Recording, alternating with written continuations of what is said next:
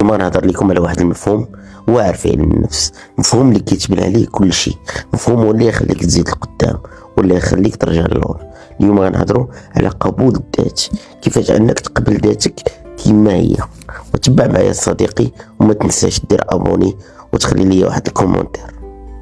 تقدير القيمة ديالك والأهمية الشخصية الحقيقية اللي عندك هو عامل مهم كيساهم في بناء الثقة التامة ديالك بنفسك، وهذه هي إحدى الحقائق الثابتة في علم النفس، وأنك ما تقدرش تكون أحسن من القدر اللي كتعطيه أنت من تقدير ذاتك.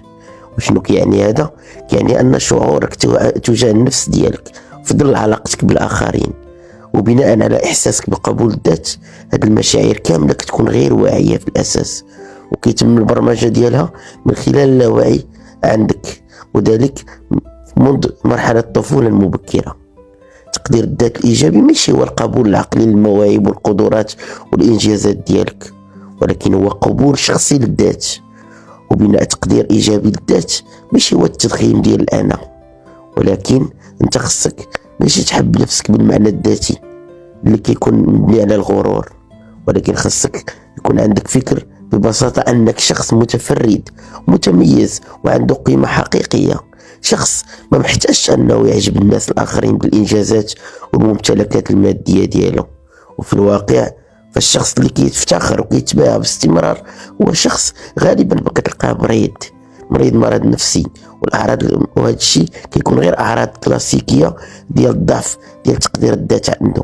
داكشي علاش كنلقاو الناس اللي كيهضروا بزاف وكيفتخروا بزاف وكيتكبروا بزاف، الا جيتي تدخل في العمق الشخصيه ديالو كتلقاه ضعيف وهش.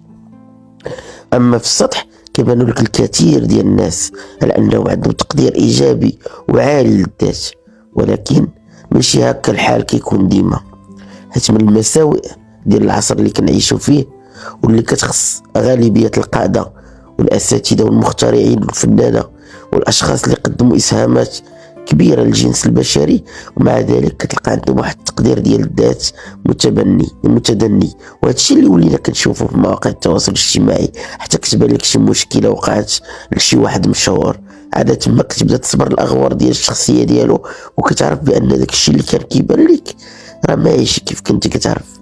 هذاك المغني ولا ذاك الفنان ولا ذاك الممثل راه ما كانش قوي وعنده شخصيه قويه كيف كان كيبان لك، راه هو غير كان كيخبي ذاك الضعف ديالو.